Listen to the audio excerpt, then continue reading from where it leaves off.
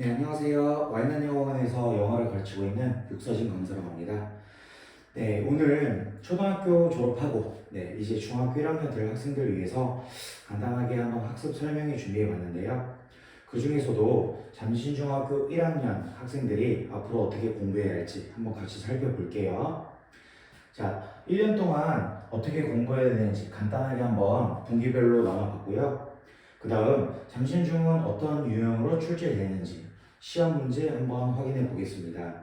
마지막으로 시험을 위한 공부가 아닌 앞으로 길게 고등학교 3학년 끝에는 수능까지 보기 위해서 어떤 전략을 가지고 우리가 공부를 해야 될까 한번 같이 생각해 보는 시간 가질게요. 자, 먼저 커리큘럼인데요. 제가 이렇게 간단하게 한번 표로 만들어 봤어요. 네. 총 1분기부터 4분기까지 이렇게 적어놨고요. 자, 1분기는 이제 초등학교 졸업하고 뭐 졸업식과 입학식을 동시에 하는 기간이기도 하죠. 자, 그럼 그때는 어떻게 해야 되냐? 총 3가지. 자, 단어, 그 다음에 문법과 어법. 제가 이렇게 묶어놨죠. 자, 마지막으로 독해. 이렇게 총 3가지 파트를 적어놨습니다. 자, 이 간단하고 짧은 이 3가지 파트 속에 정말 많은 게 담겨 있겠죠. 그 중에서 가장 중요하고 또 아이들이 힘들어하는 건 뭘까요? 네, 당연히 단어입니다. 네. 저도 정말 어렸을 때 단어 정말 외우기 싫어했던 기억이 나는데 아이들이 처음에 오면 저는 먼저 아이들과 이 단어에 대해서 약속을 정해요. 아이들이 아직 어리기 때문에 하기 싫은 건 안 하려고 하죠. 그래서 저는 스스로 조금 약속을 정해보도록 하는데요.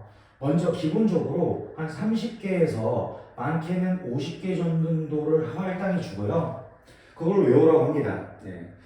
자, 10명 학생한테 주면 외울까요? 몇 명이 외울까요? 제가 경험상 한 7명 정도. 네. 그래도 많죠? 7명 정도 외웁니다. 네. 그럼 안 외우는 3명은 어떻게 할까요? 이거보다 조금 더 줄여줍니다. 한 20개 정도요. 네. 그런데 10개든 20개든 저는 아예 스스로 정해보라고 합니다. 스스로 내뱉은 말을 좀 지킬 수 있도록 조금 책임감을 부여하는 건데요. 자, 그렇게 함으로써 아이들이 조금 책임감을 느끼고 그 다음 시험까지 외워옵니다. 네. 물론 안 외우는 극소수 아이들도 있는데요. 그렇게 점차 자기가 한 약속을 지켜나가도록 하면서요. 점점 양을 늘려가고 그와 함께 동시에 아이들이 성취감과 조금 동기부여가 좀 많이 생기는 것을 저는 많이 봤습니다. 네. 그러면서 2학년, 3학년 조금 변화하는 그런 모습들도 많이 봤고요. 그래서 저는 단어를 기본으로 해서 먼저 아이들에게 조금 그런 거를 많이 부여하고 있습니다. 네. 단어와 함께 문법, 어법 제가 이렇게 묶어놨는데요. 저는 이 2가지가 반드시 같이 가야 된다고 생각해요. 문법은 뭡니까?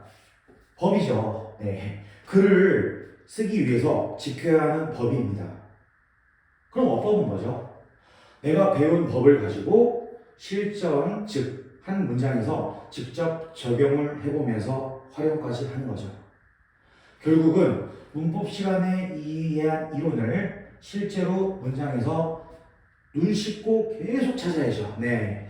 그렇게 하면서 아이들이 점점 더 문장 속에서 또는 문단 속에서 내가 알고 있는 걸 바로바로 캐치할 수 있도록 계속해서 같이 연습을 하고 있습니다. 결국 단어랑 문법, 어법 이거는 왜 열심히 하죠? 옆에 있는 독해를 잘하기 위함이죠. 실제로 수능시험 또는 모의고사 독해 문제의 비중이 거의 대부분이죠. 그래서 저의 최종 목적은 아이들이 학년이 올라가면서 독해를 잘하게 만드는 게 제 목적이라고 말씀드릴 수 있을 것 같아요. 자, 그래서 이렇게 간단하게 이 3가지 적어봤지만 정말 이걸 열심히 합니다. 네, 많은 반복을 통해서 정말 고통스럽게 하죠. 자, 그래서 이 시기에는 1학년 또는 2학년까지도 합니다. 2학년 내용까지 같이 동시에 조금 다루면서 전체적으로 계속 진도를 나가며 학습하고 당연히 제일 중요한 복습을 정말 많이 하게 됩니다. 자, 이렇게 3개월을 열심히 보내고 어느 정도 이제 중학교에 적응을 하면 자, 뭐가 나옵니까? 네. 처음으로 아이들이 보게 될 내신 시험이죠. 네. 실제로 정신중학교 1학기 때 올해 다 중간 기말 다 쳤습니다. 다 쳤고요.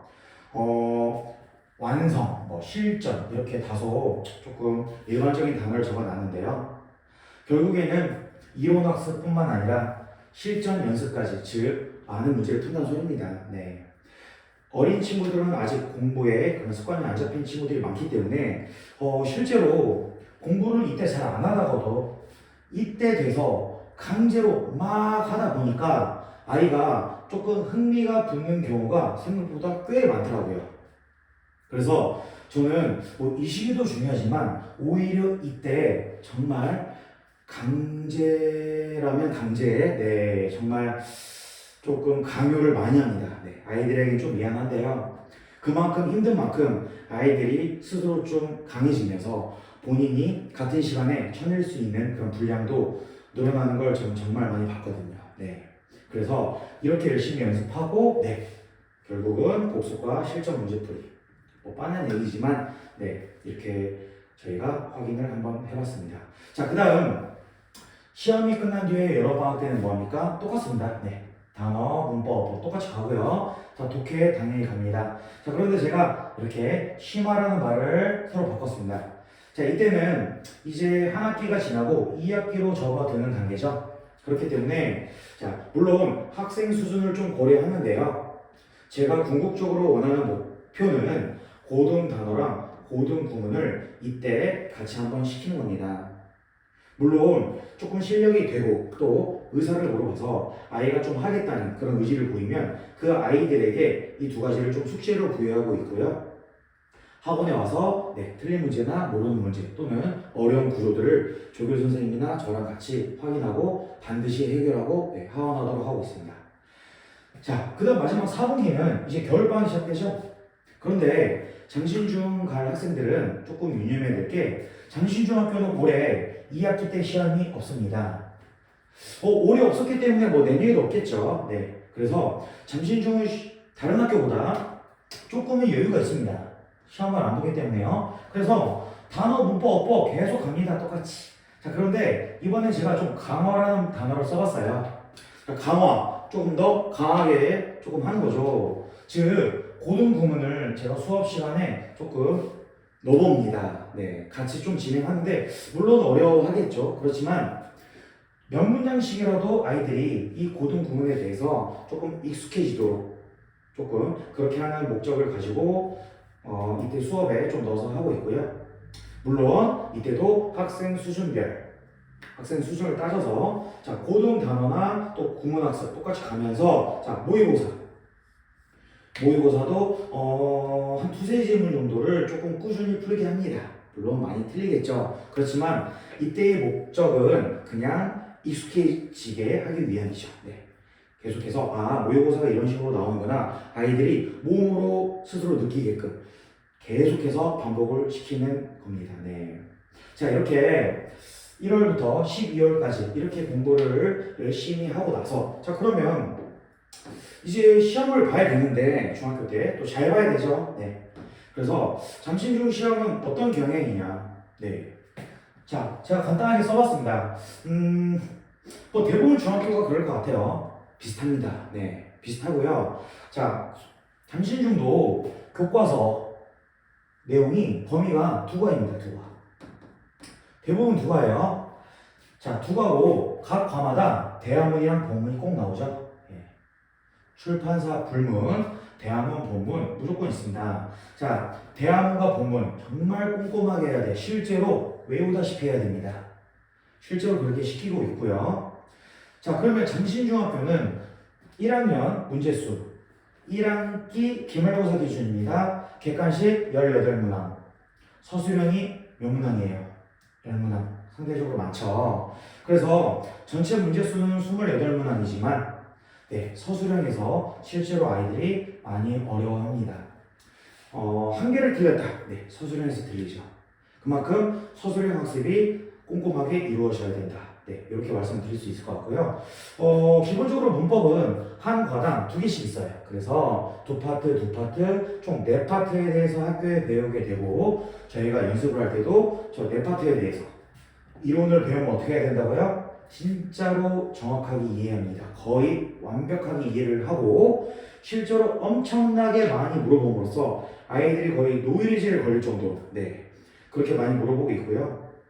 이해했으면 뭐 해야 됩니까? 전체적으로 문제를 많이 풀어야겠죠. 그래서 아예 몸에 배도록 만들어 버립니다. 시험 전까지. 실제로 자기 전까지 단톡방에 저한테 인증을 해야 됩니다. 네. 그렇게 하고 나서 이제 시험을 보러 가고 있고요.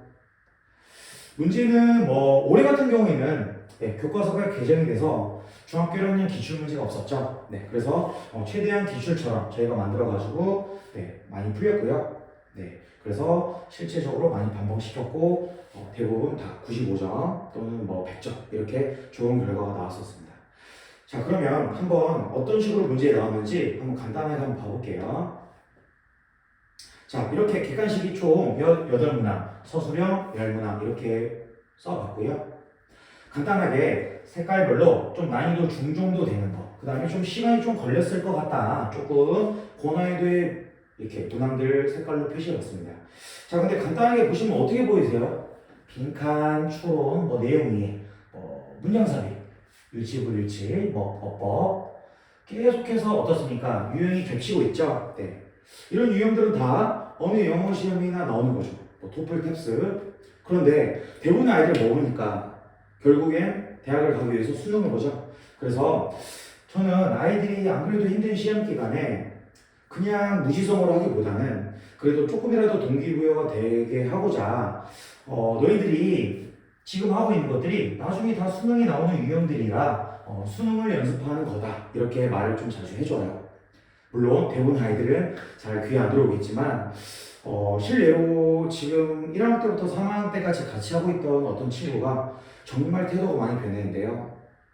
1학년 때 제가 했던 말을 다 기억을 하고 있더라고요. 네.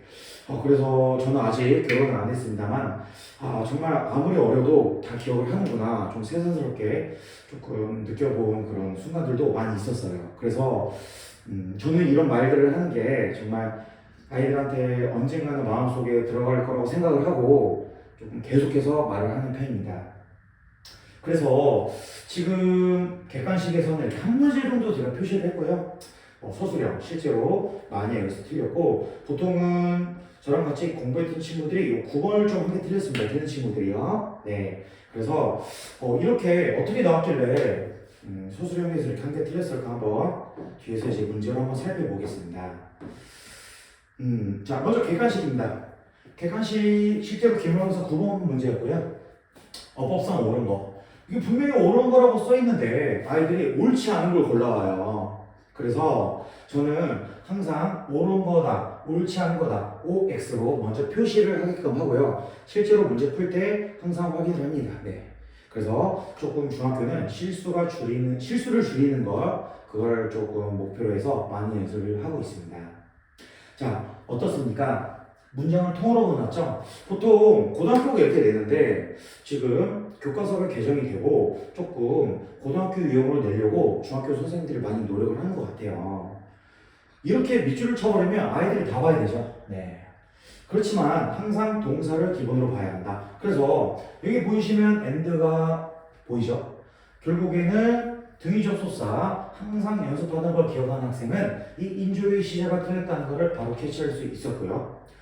동사의 과거형이 이게 아니라는 거 바로 캐치할 수 있었겠죠. 자, 10번이었는데 결국은 아이들이 맨날 주어 동사 그 다음 자 항상 수를 생각하라는 말을 많이 들었기 때문에 3인칭 단수인데 S 없네 틀렸대 이렇게 하는 걸 노린 문제였습니다. 그런데 앞까지 가만히 살펴보면 과거 시제죠. 푸세 과거는 뭡니까? 푸시죠. 그렇죠? 푸세 과거는 푸시예요. 과거니까 X가 애초에 필요 없었던 문제였죠.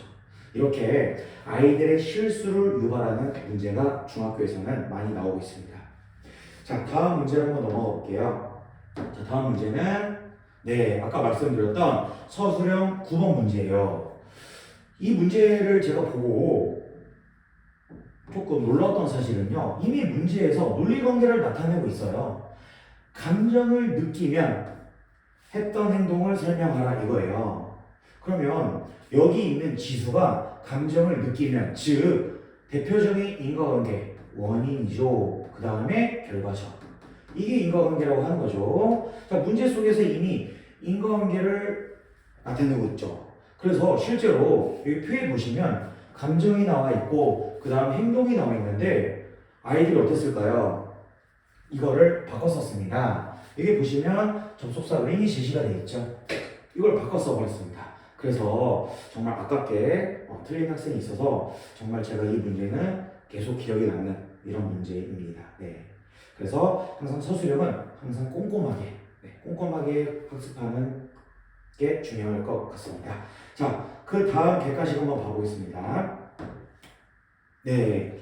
이거는 그냥 대표적인 유형이라서 제가 넣어놨어요. 네. 다 투부정사에 밑줄 쳐놨죠? 실제로 위에 있는 B 역할은 뭐였냐면요. 자, 투부정사가, 네. 어떤 역할을 하고 있는 거였냐면요. 네, 타동사 뒤에 목적어 역할을 하고 있는 거였습니다. 그래서 타동사 뒤 목적어 금방 찾을 수 있었겠죠. 자, 우선 비동사 뒤에는 목적어가 아니죠. 주격 보어고요. 역시나 비동사 뒤 주격 보어라 1번, 3번 쉽게 소거가 됐을 것이고요. 비동사지만 앞에 있네요. 앞은 주어 자리다. 바로 소거가 됐죠. 그래서 타동사 decide 그 다음 plan 뒤에 목적어 쉽게 찾을 수 있는 이런 유형들도 꽤 많습니다. 그래서 실제로 객관식은요 아이들이 많이 득점을 하고 있었던 상태였고요. 네, 이렇게 간단하게 세 문제를 살펴봤는데, 자, 그러면 저는 항상 중학생들한테 강조하는 게 너희들이 지금 당장 시험 공부하는 게 어렵겠지만 결국엔 나중에 19살, 20살이 돼서 너희들이 대학을 가기 위해 보는 수능 시험을 위한 거다라는 거를 계속해서 그냥 애들이 듣던 말던 계속 얘기합니다. 네. 귀에 못이 박히도록 얘기하는데요. 물론 예체능 계열이나 또는 뭐 이민을 간다든지, 네, 한국을 벗어나거나 뭐 예를 들어 그런 경우가 있을 수 있죠. 그런 경우를 제외하면 일반적으로는 대학에서 익히는 능력, 그쵸? 대학에서 배울 수 있는 능력, 이거를 검증하는 시험인 이 수능 시험을 다 봐야 합니다. 혹시 유튜브 같은 거 보셨으면 혹시 아시는 분 있으실 텐데요. 항상 수능 끝나면 뭐가 나오죠? 미국인 대학생들을 앉혀놓고 수능을 풀립니다. 보통 7명 중에 1등급은 2명 정도 나오고요. 2등급 또 2명 정도, 심지어 3등급도 있죠. 미국인들이. 그 다음에 인터뷰를 해보면 어렵다. 뭐 고등학생, 대단한 한국 고등학생, 뭐 이런 거가 꼭 나오죠. 수능 끝나고. 그 다음에 댓글을 보시면 이런 댓글을 보신 적이 있을 겁니다. 실제로 쓰이지도 않는 그런 어려운 단어나 어려운 그런 글을 내놓고 애들을 고생시킨다. 네. 어떻게 보면 뭐 틀린 말이라고 하기도 좀 뭐하긴 한데요. 저는 개인적으로 대학에서 배우는 능력을 보는 시험이기 때문에 지문은 아카데믹한 글이 나오는 게 저는 맞다고 생각해요. 왜 그럴까요? 대학마다 다르겠지만 보통 상위권 학교들은 전공 서적이 뭐죠? 원서로 되어 있습니다. 네. 뭐 경영학과, 뭐 의대는 당연하고요. 경영학과라고 해서 한글로 써져 있는 게 아니라는 거죠. 결국은 대학 측에서도 이 원서로 된 교과서를 빨리 읽고 이해를 할 수 있는 학생들을 뽑으려고 하겠죠. 그래서 이렇게 아카데믹한 글로 출제를 하고 있다고 저는 생각을 해요. 네.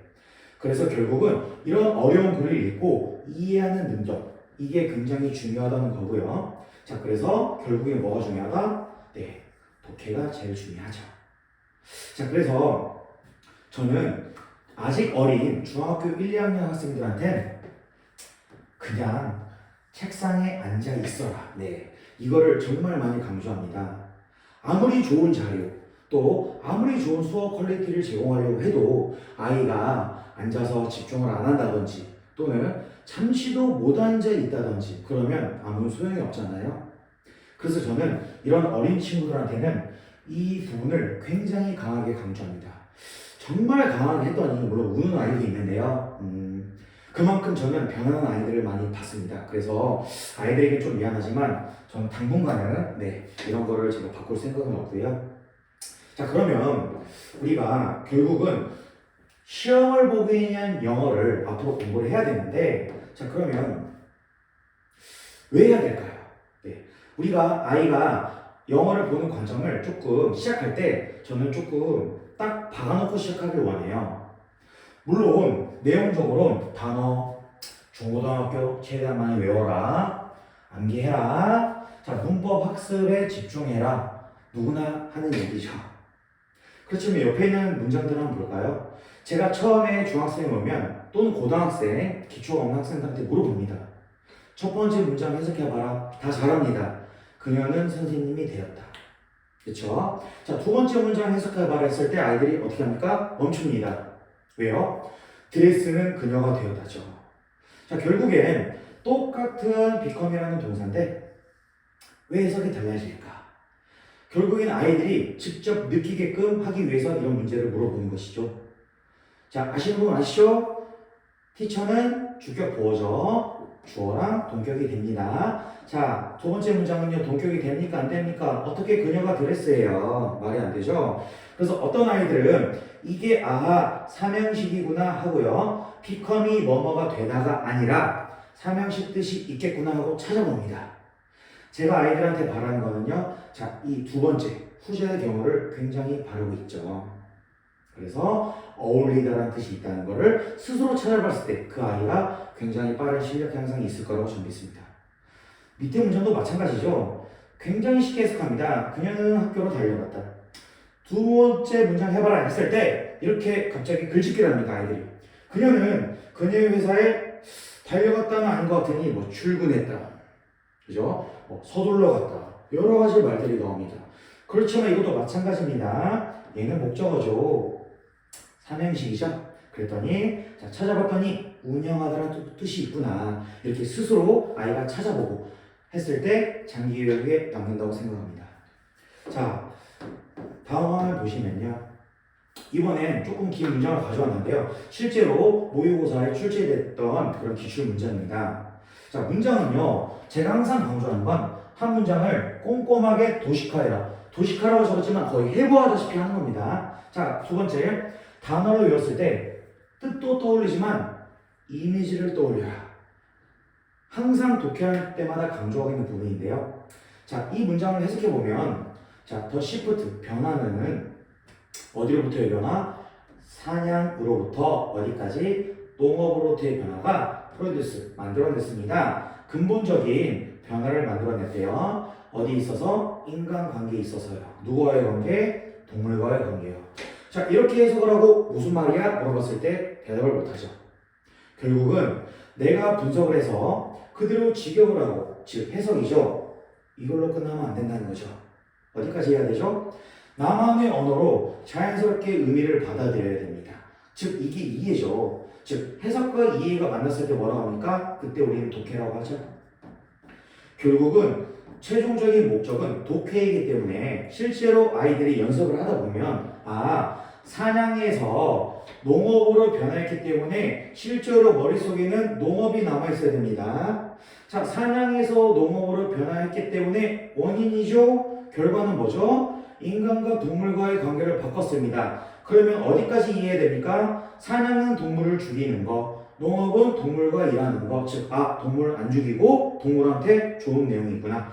여기까지 이해하는 게 제가 바라는 도식화, 즉 이미지 돌리기, 이 두 가지를 강조하는 이유입니다.